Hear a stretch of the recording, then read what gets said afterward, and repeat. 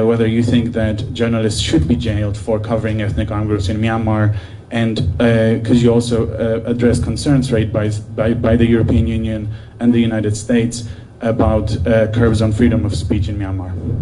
Well, law, but rule of just laws. So we have to make sure that the laws are just.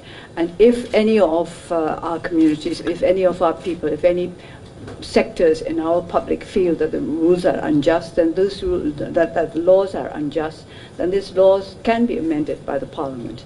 So it must go through due process. It is not for the executive to interfere in judicial or legal matters. We can, for example, put up draft laws to the legislature, but it's for the legislature to decide exactly how to amend them and how to adopt them. Similarly, it is not for us to comment on whether or not the various cases are, how they should be tried in the courts. That's for the justice sector to take care of. But if we think that the justice sector is not doing its work well, then we have the responsibility as the executive to take necessary action.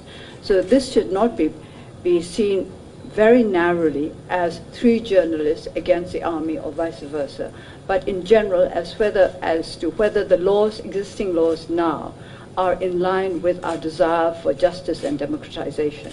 And if these are not in line with our desire for justice and democratization, then we must go through the due process of amending the laws through the legislature. And we have to make sure, of course, that our courts are bursting with integrity. We'll work at it. I like the last expression very much, speech and also the freedom of journalists. I know this is something that the State Councillor cares a lot about, but it's also important that one complies with these principles from all sides in Myanmar. I think I might as well mention now, because before anybody asks about 66 and